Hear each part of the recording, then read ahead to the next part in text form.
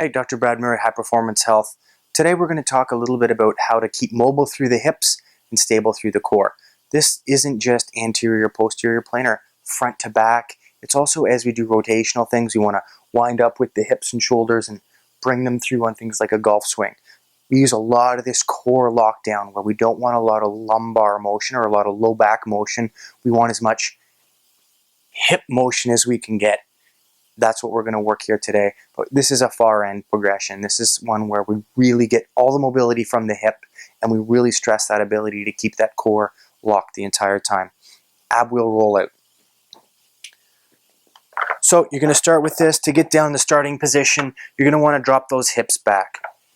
You're going to get those shoulder blades tucked back and down, trying to tilt those guys back as well. You want to think about your low back as staying in the same position all the time. You don't want to get into this sort of rolled position to start because we're trying to keep totally neutral through the core and have this rollout come through the hips. You're going to feel the strain in your core because it's going to want to break on you.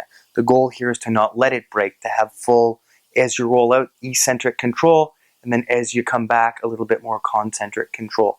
The way the core works is it tries to hold on from not opening up or loosening, which is an eccentric contraction, the most difficult contractions that muscles do. So this is how we're going to train it. This type of training is extremely functional, although you're not on the ground for too many sports, but this is how your core is always reacting. So it's going to look like this. Once again, that low back, that core, everything's nice and flat. Then what you're going to do is you're going to start pushing those hips forward.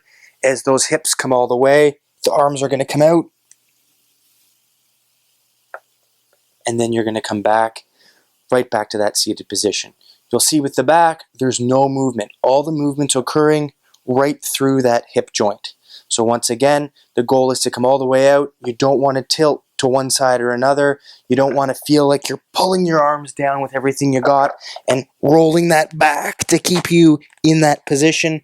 You want to feel like the hips, the mid-back, that line is going to stay unbroken, and you're just going to try to push those hips and face down to the ground and back. Work on this one. This is a further progression. It's definitely not easy. Work your numbers up with this guy.